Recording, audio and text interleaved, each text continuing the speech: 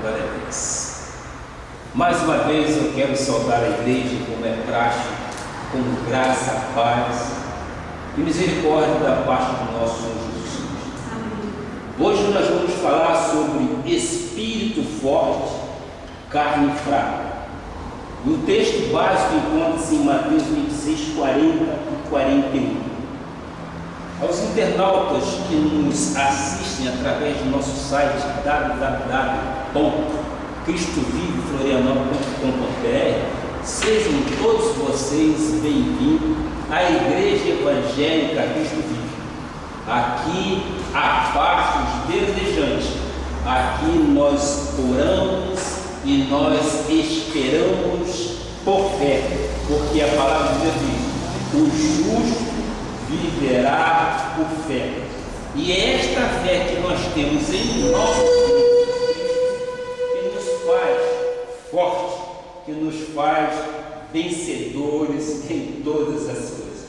Podemos descansar no Senhor e nas promessas dele, que Deus é fiel para nos dar infinitamente mais do que pedimos ou do que pensamos, porque Ele opera em nós. Vamos então ao texto básico que se encontra em Mateus 26, versículos 40 e 41. Aqui no telão nós temos: e voltando para os discípulos, achou-os dormindo, e disse a Pedro: então, nenhuma hora pudeste vós vigiar comigo? Vigiai e orai, para que não entreis em tentação. O espírito, na verdade, está pronto, mas a carne é fraca.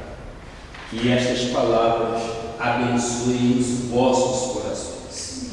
Nós temos que cuidar do espírito e temos que submeter a carne, porque ela é fraca.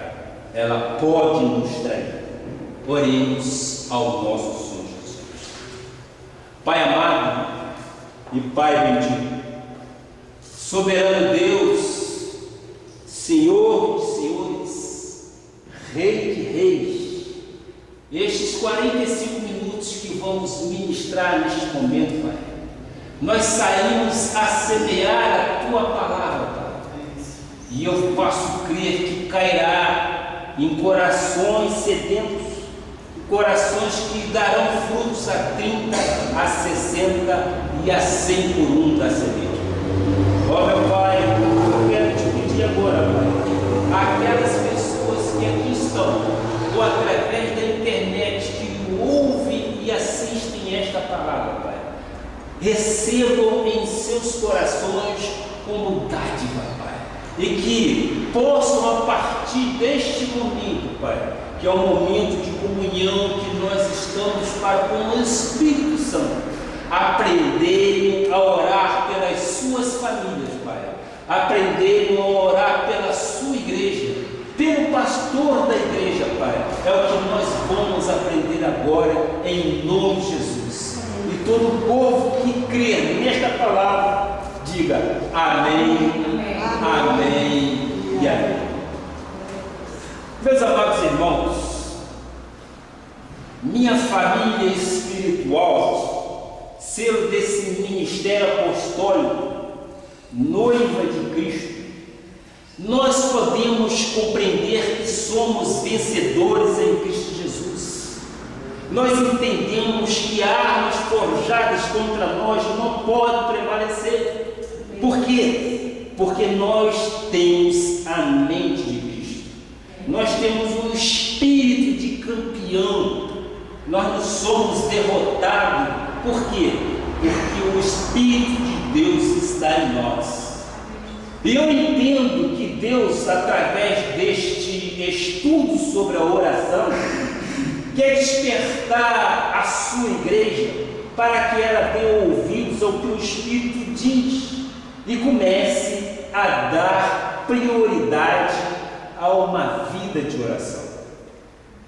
Ora, nós tivemos aqui a oportunidade de, graças a Deus, vermos uma vez por mês, um encontro ágape das senhoras em graça. Foi uma experiência muito importante, foi um crescimento passo a passo que tivemos. Agora, nós queremos exatamente o quê? Queremos viver uma unidade de oração. Quando você entende que a oração deve ser priorizada, todos os aspectos da sua vida começam a se harmonizar. Quando a pessoa começa a orar, percebe, por exemplo, que as suas emoções se tornam mais sadias, que a sua saúde se torna muito mais forte. Há uma estatística que diz que aquela pessoa que ora dificilmente ficará doente ou terá menor chance de adoecer. E, eventualmente, aquelas que adoecem têm grandes chances de saírem da doença. Por quê? Porque oram, irmãos e senhores. Quando não se dá prioridade máxima à oração, as emoções, a saúde, os alvos e os relacionamentos, tudo fica fora de sintonia, tudo fica fora de harmonia.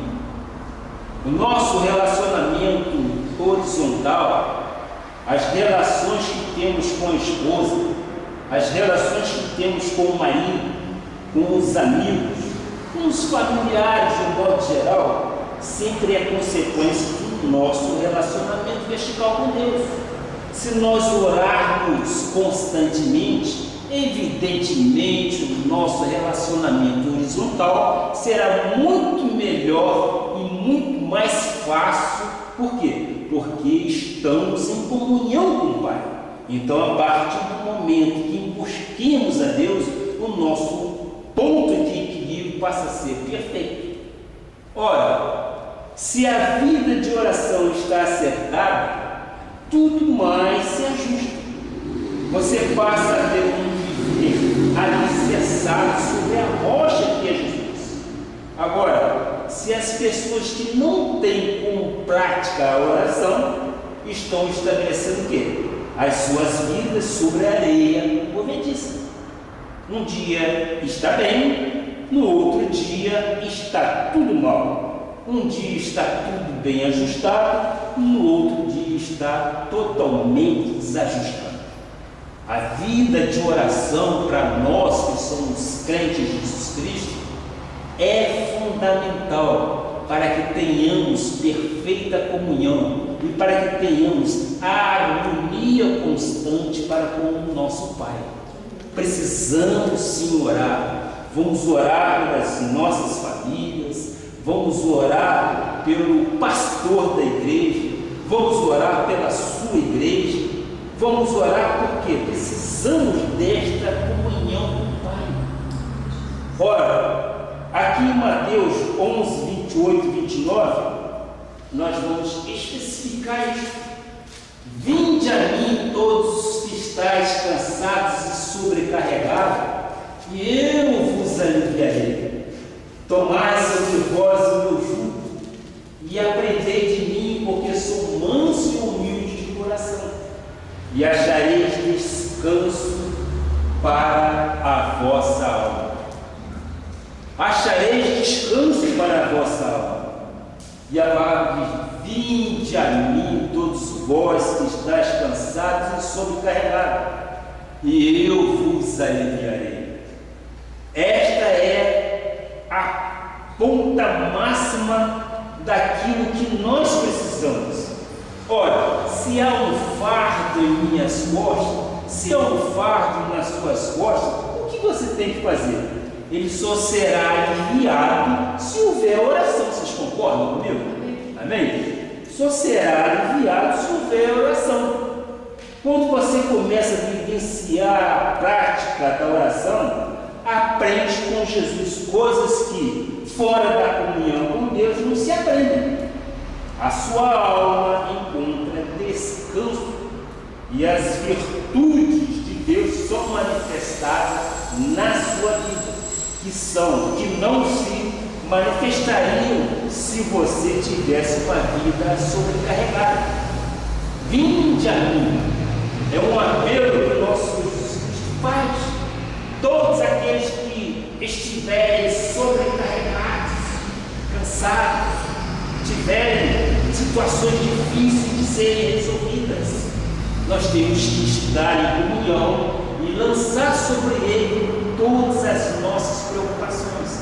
Porque se nós levarmos a ponto de pau é pedra, nós vamos entender que a nossa vida passaria a ser dissoluta.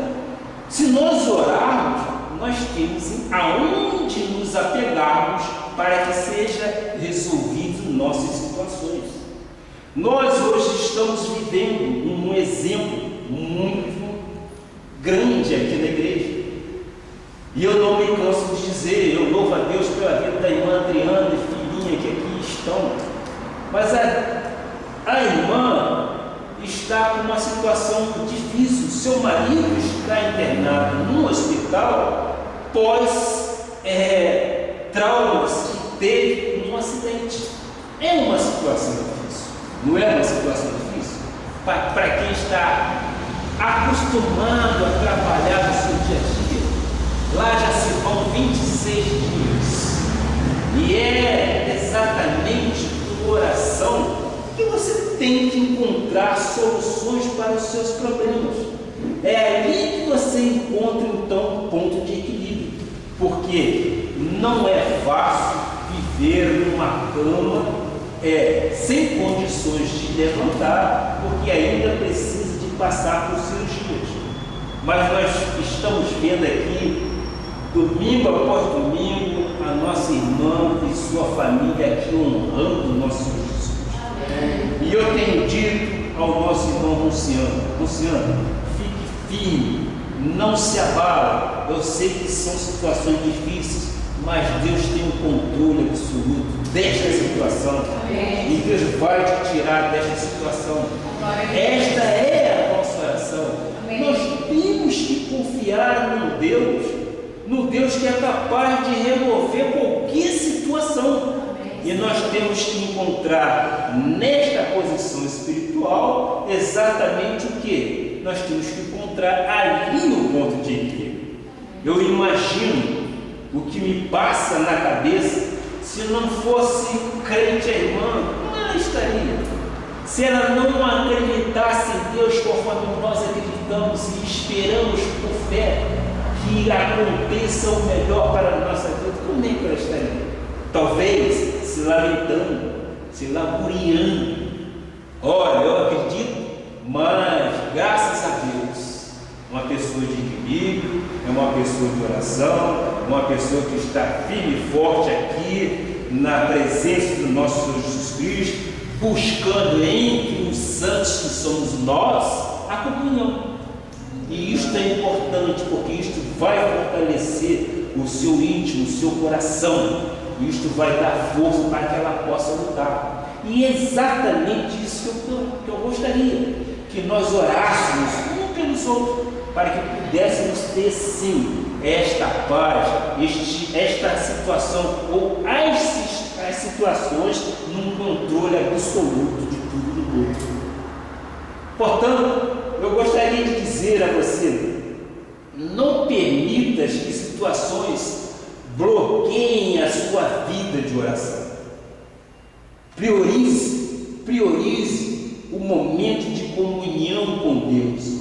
Porque se você não der prioridade à oração, nunca desfrutará da verdade e da realidade de uma vida espiritual.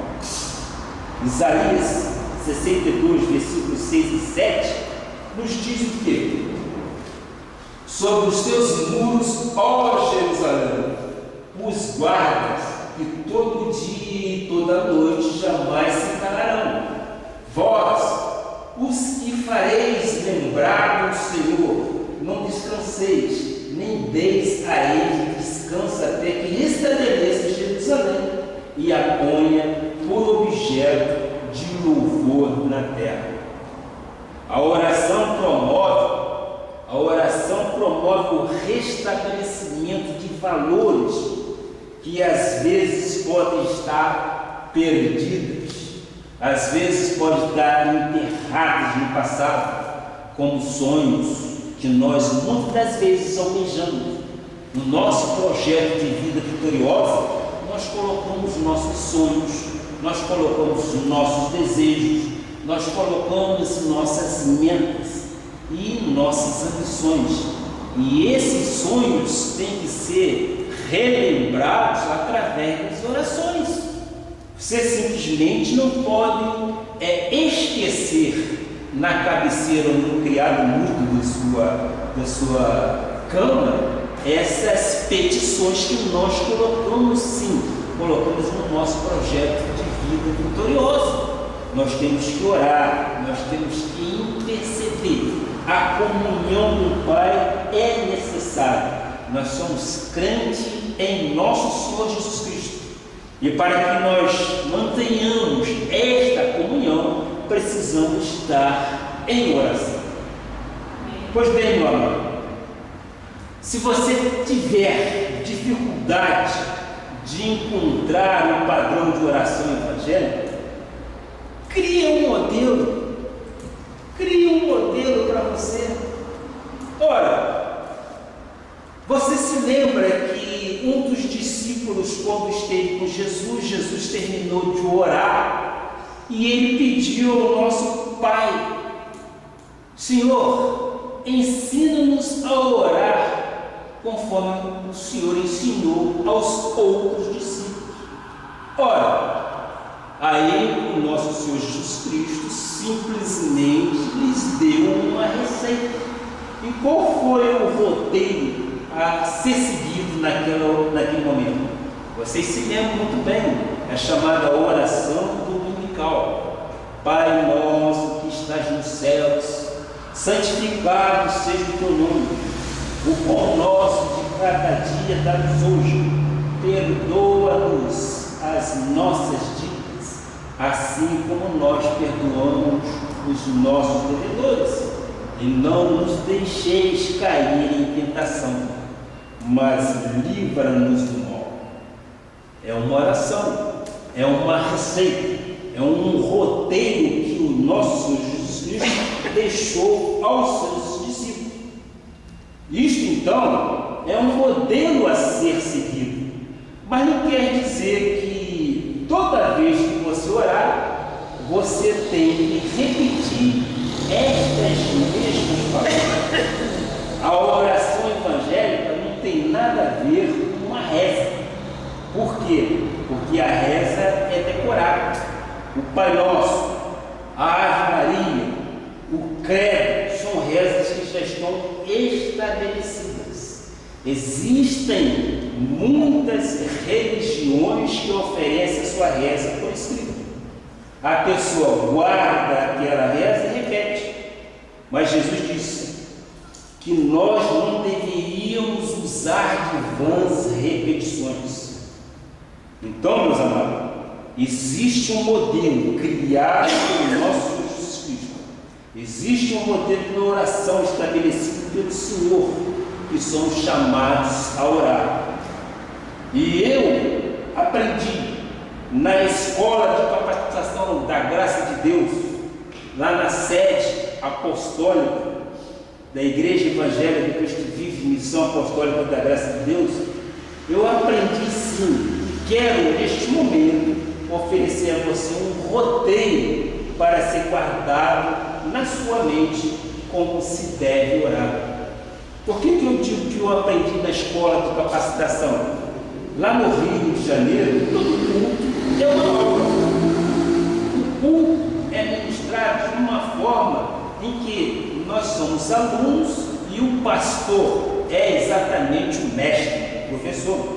E nós aprendemos muita coisa exatamente naquele momento que é o momento da pregação. Então eu vou dizer, o que é a oração? A oração para nós crentes é um diálogo entre você e o Pai.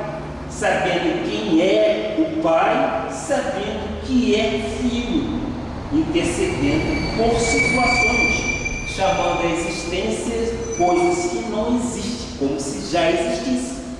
A oração da graça de Deus é um momento prazeroso, não é um momento ou uma hora confusa, não é um momento difícil da vida.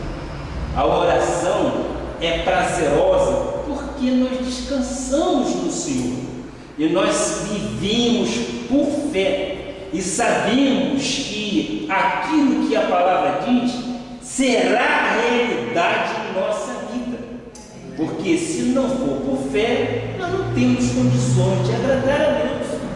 E nós cremos que no momento de oração é um momento de diálogo entre você e o Pai, é um momento de intimidade. O Pai te quer como filho e você tem um Pai prazeroso, você tem um Pai fiel, você tem um Pai que cumpre tudo aquilo que Ele te prometeu.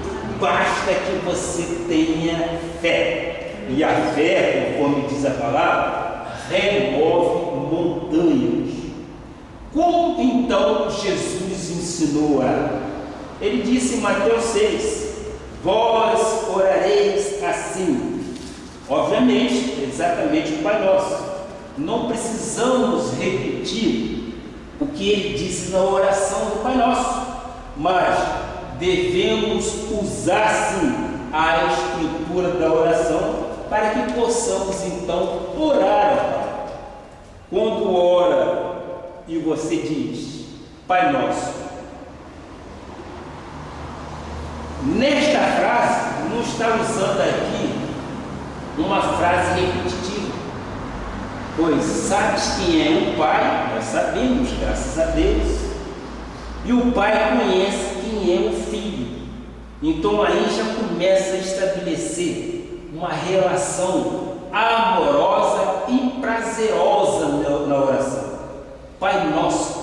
Por isso, muitas das vezes eu ensino, Pai amado e bendito. Ele é o Pai que cuida de nós. E qual é a relação que nós temos que ter com o Pai? É uma relação prazerosa.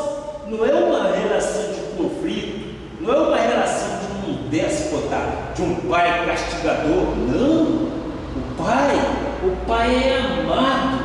E este Pai nós temos que ser com Ele de uma forma recíproca. Nós não podemos ter medo e nem vergonha de pedir, de interceder, porque Ele está para ouvir as nossas orações.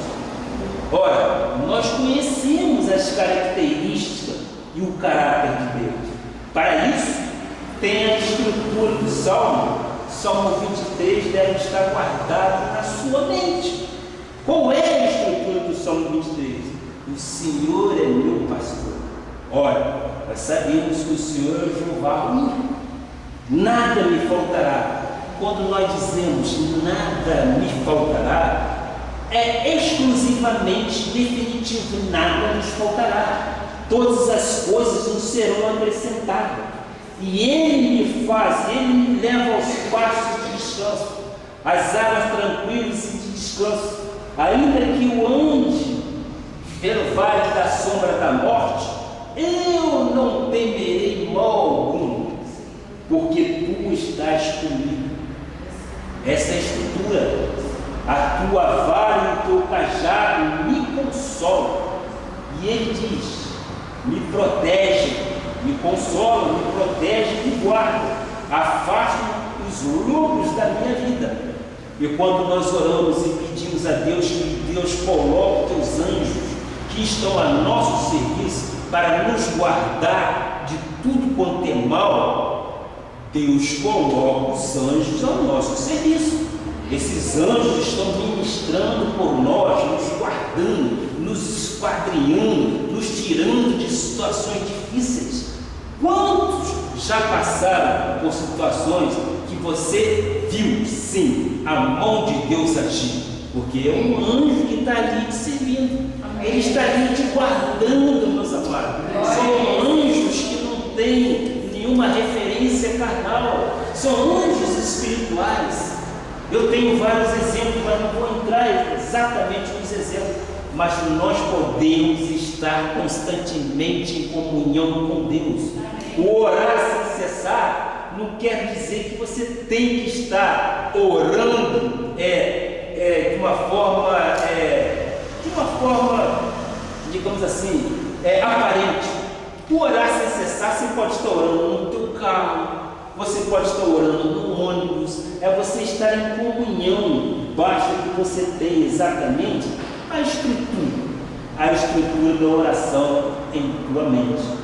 O Salmo 1, versículo 1 a 5, que diz: bem-aventurado aqueles que não andam no caminho dos ímpios, não se detêm no caminho dos pecadores, não se assentam na roda dos escarnecedores.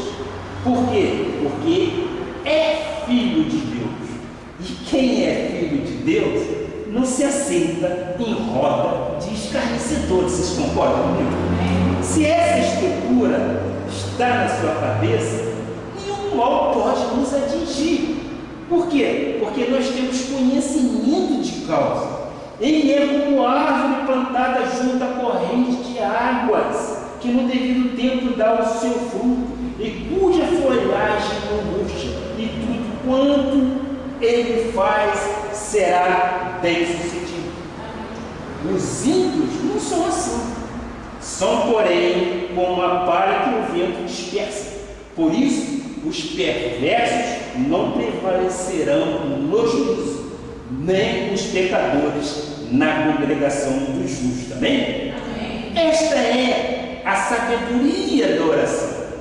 Nós não temos que colocar empecilhos naquilo que nós queríamos orar. Deixe que o Espírito nos leve a orar. Basta que você tenha alguma estrutura na sua mente para que você inicie. Pai nosso que está no céu, Pai amado, bendito, Senhor dos senhores, Rei de reis. Aí vem um leque de opções para que nós possamos orar. Eu quero com isso dizer que nós temos que orar sim pelas nossas famílias, conforme nós fazemos aqui inicialmente nos cultos. Nós temos que orar pela nossa igreja. Dados são lançados para nós, para a igreja, e nós temos que ter um escudo do Espírito Santo para rebater todos esses dados inflamados do inimigo. Você pensa que o inimigo anda satisfeito com a igreja que tu vive aqui em Florianópolis? Aqui era conhecido como uma terra chamada Ilha da Magia. E nós aqui estamos exatamente fazendo o quê? Aquilo que o nosso Pai quer que façamos. Quer que façamos o quê?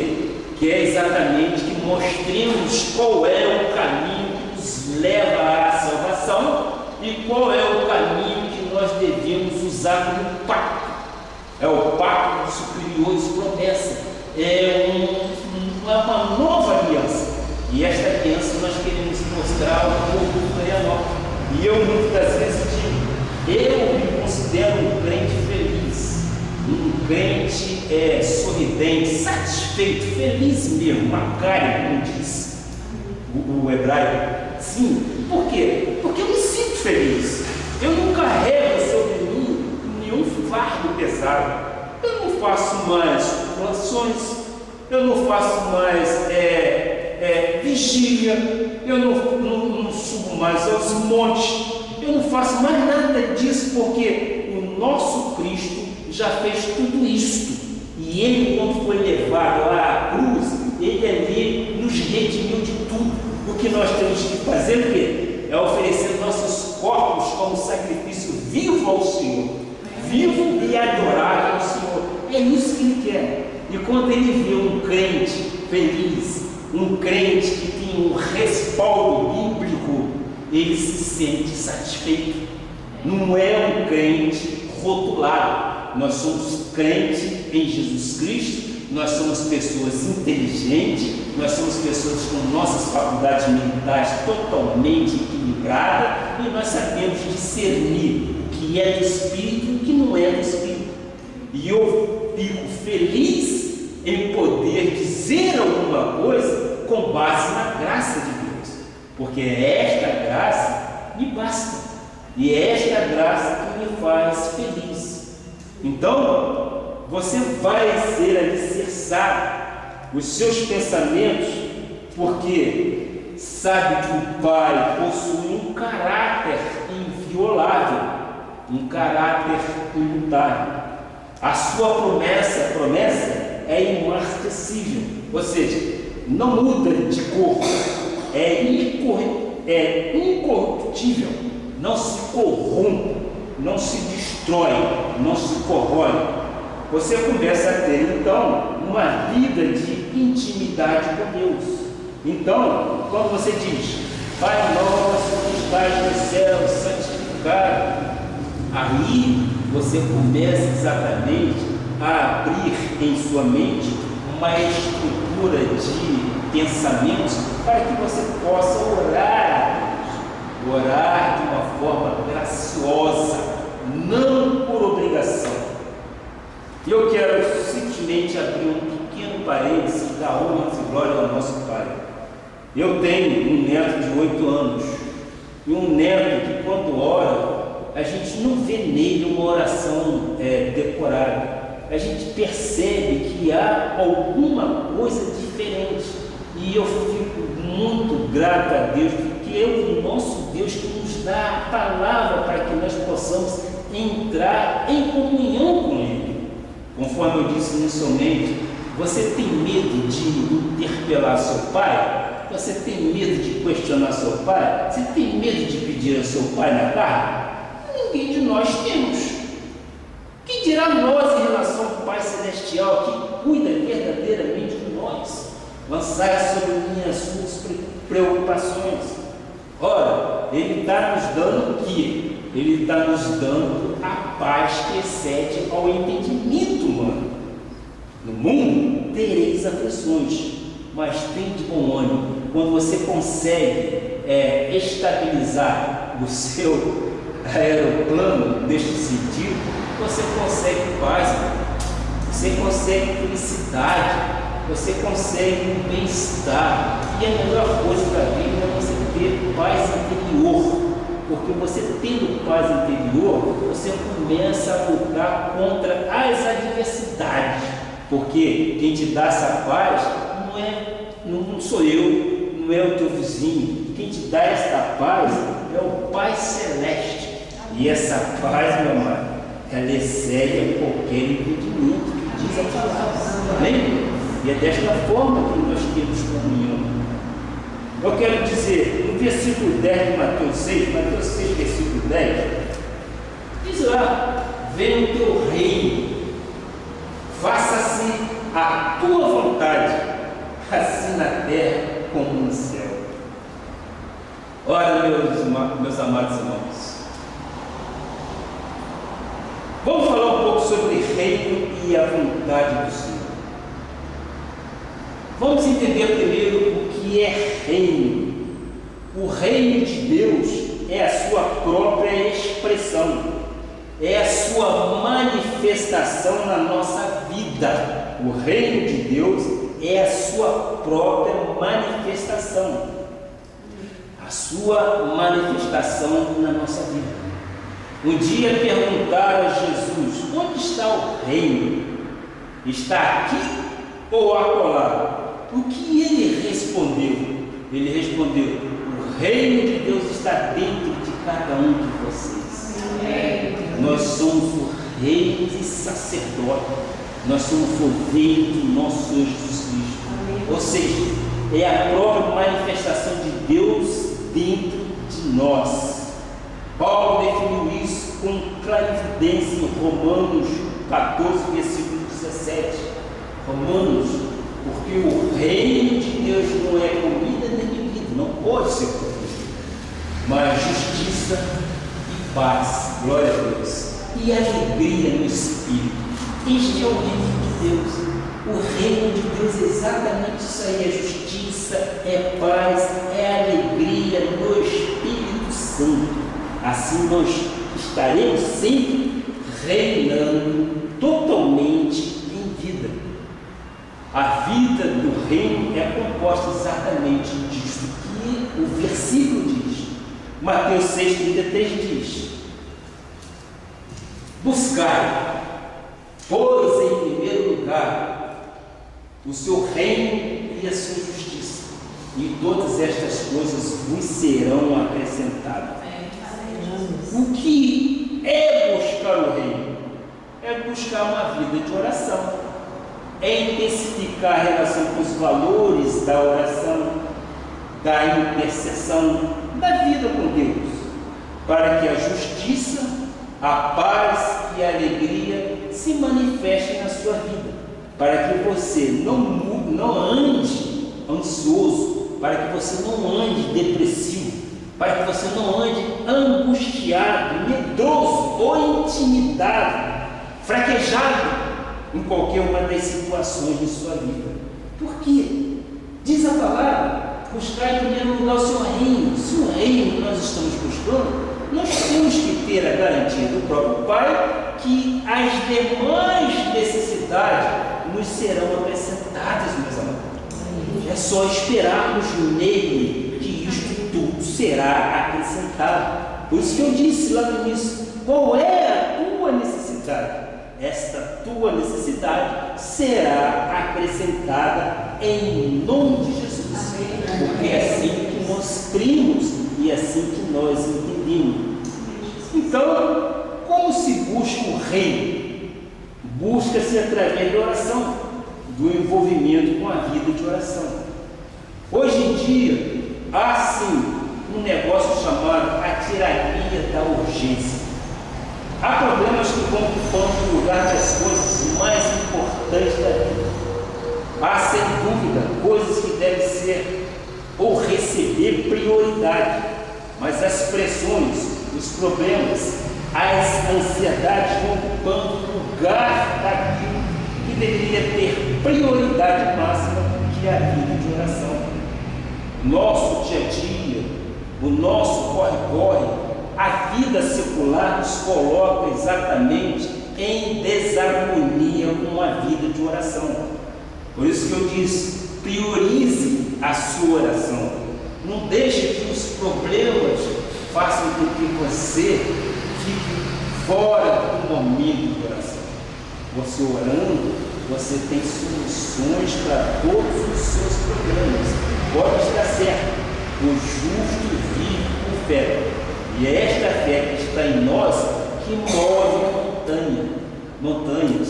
E quais são as montanhas que você deve transportar? Quais são os movimentos que você deve fazer para que você possa alçar lugares mais altos? Estas são as suas necessidades. E eu não quero ser aqui prolixo, mas eu quero repetir mais uma vez: a Adriana, ela busca o reino em primeiro lugar. Ela tem aquela vocação espiritual de buscar, porque ela espera no Senhor que a sua situação, o problema seja resolvido. E o problema está sendo resolvido. Amém. Nós estamos vendo a cada momento que passa a mão de Deus agindo. E Deus sabe de todas as coisas. E qual é a vontade dele para a nossa vida? Nós sabemos que a vontade dele é boa, é perfeita e é agradável. Às vezes, no mundo natural, nós não compreendemos como é que certas coisas acontecem. Mas nós temos que entender que o nosso Pai cuida de nós. Se Ele cuida de nós, numa hora difícil, Ele pode ter dado livramento. E eu quero abrir um pequeno parênteses. Eu, quando estive no hospital para fazer uma cirurgia, uma hemorragia que eu tinha no esôfago, eu fui já preparado para fazer essa cirurgia. Minha esposa é testemunha e sabe disso. No momento que eu estava para ser chamado, eu fiz a minha oração. E é exatamente a comunhão que nós temos que ter para com o Pai. E eu disse: Pai, se possível, passa de mim este cálice. mas faça segundo a sua vontade. Eu estava ali com a guia de cirurgia na mão, no Hospital da Lagoa, vocês provavelmente conhecem. Estava com a guia na mão. Pai, se possível for, passe de mim esse cara. Eu estava com hemorragia esofagínea. Ora, chegou a diretora do hospital. Eu vejo isso com mão de Deus. Vejo claramente. Mas o diretor do hospital perguntou ao médico: doutor, ele não era para estar numa sala de cirurgia agora? O médico falou: sim, mas eu quero fazer mais um teste com ele. E eu fui fazer o tal teste. Fui fazer a 6ª endoscopia. 6ª, eu tinha feito 5. Fui fazer a 6ª endoscopia. E quero te dizer também que do meu lado tinha uma outra senhora fazendo endoscopia. Daqui a pouco chega o médico dela, o médico falou: e essa daqui já foi. Ou seja, a mulher faleceu. E eu estou de firme e forte, seja feita a tua vontade. Mas se possível, passe de mim esse cálice. Eu sempre entrego tudo na mão de Deus, porque eu sei que a vontade dele é boa, é perfeita e agradável. Daqui a pouco chegou o meu médico, e o meu médico disse: encontramos o que está acontecendo contigo. É uma bactéria que está te comendo todinho.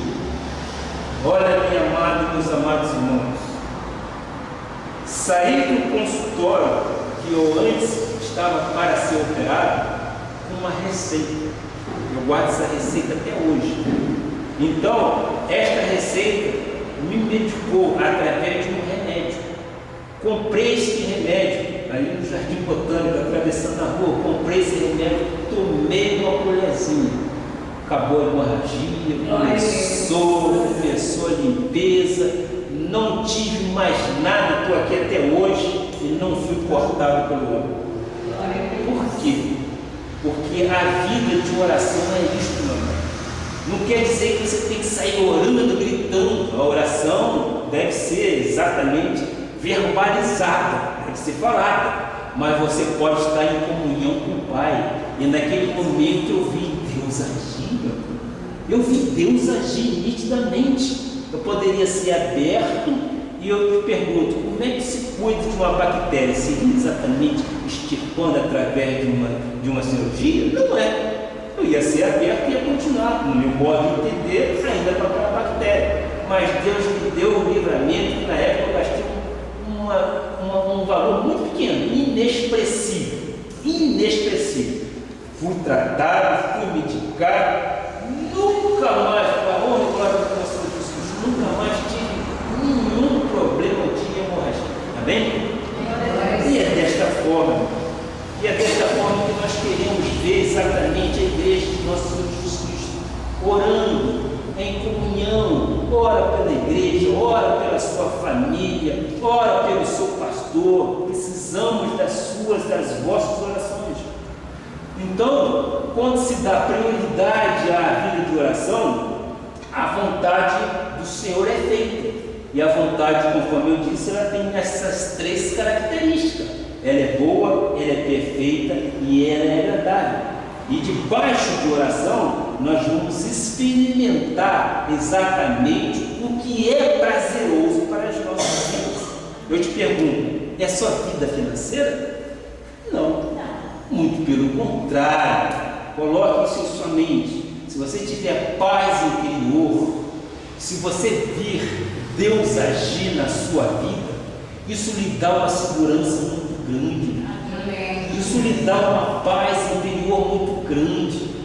As consequências de luta pela vida, elas virão, mas nós temos uma força muito grande, porque nós estamos alicerçados na rocha que é Jesus.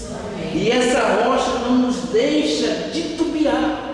Nós temos que ser filhos amados de um Pai que é bondoso. Se assim nós entendermos, nós teremos exatamente paz e sucesso em nossas vidas. Vamos tratar agora de ver exatamente a vontade de Deus para as nossas vidas. Nós já falamos lá em cima em 3 características. Tiago 5,16 diz, Tiago 5,16 diz algo que nós já dissemos várias vezes aqui na igreja. Confessai, pois, os vossos pecados uns aos outros, e orai um pelos outros. É o que nós estamos sugerindo. Orar pela igreja, orar pela nossa família, orar pelo pastor, para seres curados. Muito pode, por sua eficácia, a súplica de um justo. Ora, meu amado, aquele que é justo tem suas orações totalmente respondidas. Ele disse inicialmente, Jesus, através de Jeremias, disse: invoca-me e eu te responderei. Olha, ele te responde, meu amado. E a palavra de Deus diz: sem fé é possível agradar ao Senhor. Ora, se você não tiver fé, você não vai compreender isso. Mas se você tiver fé, você pode esperar que as promessas dele se cumprirão em suas vidas. É só nós descansarmos no Senhor e vermos então a mão de Deus agir sobre nossas vidas. E quando nós oramos e pedimos que o manto sagrado de Deus esteja sobre nossas vidas, o que nós queremos pedir com isso? Nós queremos pedir exatamente que a vontade dele, que é boa e agradável, permeie a nossa família.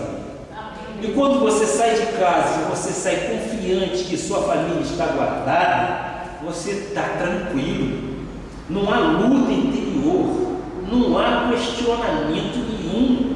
Por quê? Porque você sabe que você está sendo guardado por Deus. O inimigo jamais pode te tocar. Porque nós somos remidos do Senhor. Nós temos que ter uma postura totalmente diferente do crente tradicional, vamos dizer. Porque nós sabemos em quem temos crido e nós conhecemos o pacto da nova aliança e nós temos acesso. E nós não temos dúvida da realização dele em nossas vidas.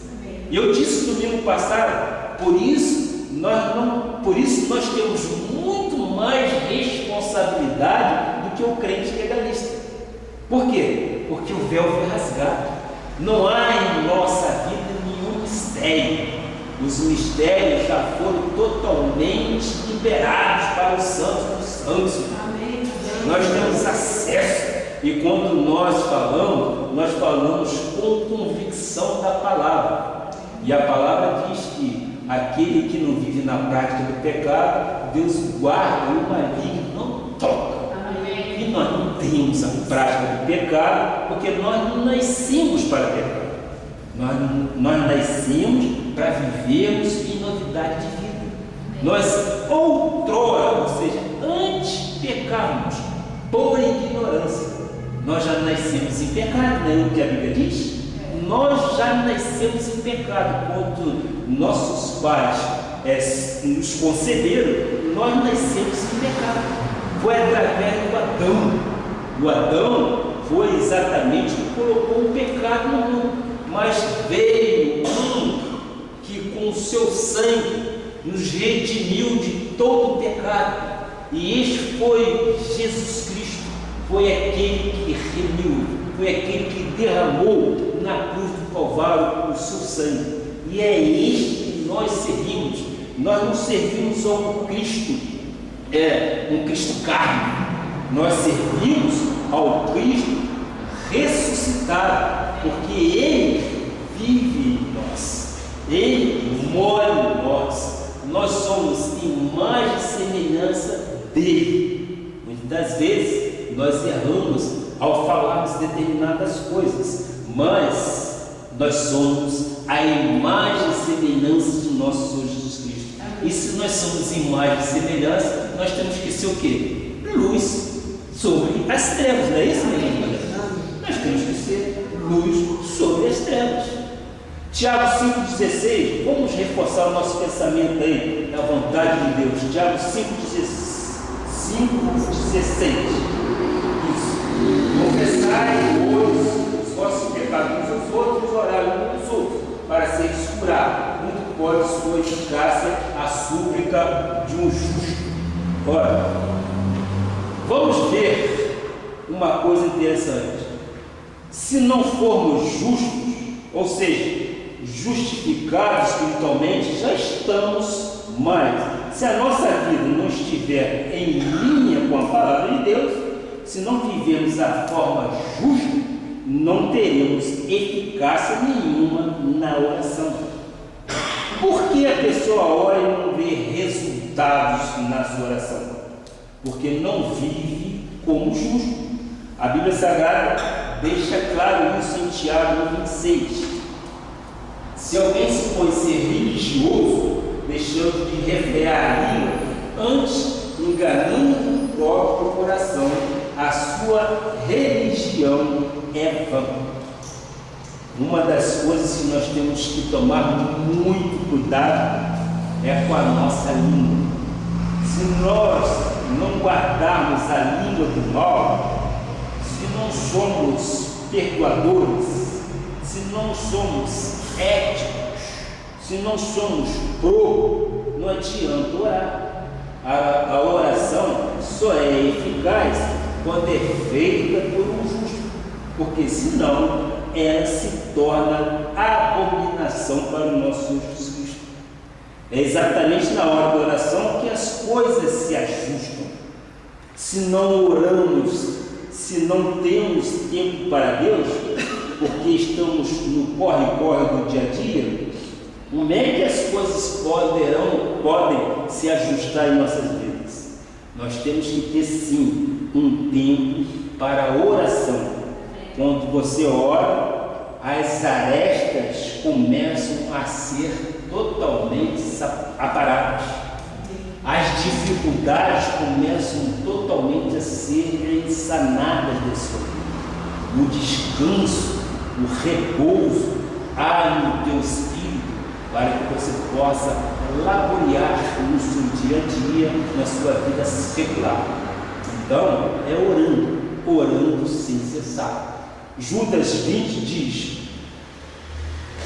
vós, porém, amados, edificando-vos na vossa fé santíssima, orando no Espírito Santo. A oração verdadeira é aquela que é provocada pelo Espírito Santo.